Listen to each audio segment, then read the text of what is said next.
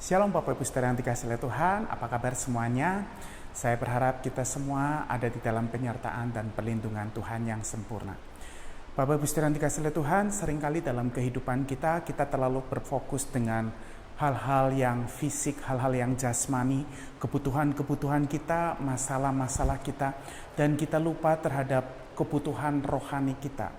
Padahal hal itu merupakan sesuatu yang penting di dalam perjalanan pengiringan kita kepada Tuhan. Saya teringat bagaimana umat Tuhan di perjanjian lama ketika mereka hanya memfokuskan diri dengan kesibukannya masing-masing, dengan kebutuhan hidup, dengan masalah-masalah mereka pribadi, dan mereka melupakan hal yang rohani, yaitu pembangunan rumah Tuhan.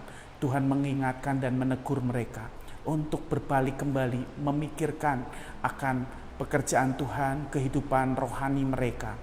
Kita sama-sama melihat di dalam kitab Hagai pasal yang kedua, Hagai 2 ayat 8 dan 9. Ayat ini kiranya menolong kita memberikan suatu kesadaran untuk memperhatikan hidup rohani kita. Saya bacakan Hagai 2 ayat 8 dan 9. Aku akan mengguncangkan segala bangsa sehingga barang yang indah-indah kepunyaan segala bangsa datang mengalir. Maka aku akan memenuhi rumah ini dengan kemegahan firman Tuhan semesta alam. Kepunyaankulah perak, kepunyaankulah emas. Demikianlah firman Tuhan semesta alam. Bapak Ibu Saudara, di zaman Hagai umat Tuhan itu sibuk dengan kebutuhan-kebutuhan masing-masing mereka. Mereka sibuk mencari uang, mengerjakan ladang, mengerjakan ternak mereka. Mereka mengabaikan pembangunan rumah Tuhan. Lalu Tuhan ingatkan melalui Nabi Hagai untuk mereka kembali memperhatikan fokus terhadap pembangunan rumah rohani, yaitu bait Allah. Ketika mereka fokus kembali kepada pembangunan bait Allah, Tuhan berjanji akan memberkati mereka. Ketika mereka berdalih bahwa tidak ada biaya untuk pembangunan rumah Tuhan, maka Tuhan berjanji, kepunyaankulah emas, kepunyaankulah perak. Maka Tuhan akan mengirimkan kekayaan bangsa-bangsa untuk pembangunan rumah rohani itu. Hidup kita kadang fokus dengan pergumulan-pergumulan atau kebutuhan-kebutuhan kita. Kita lupa dengan hal-hal rohani.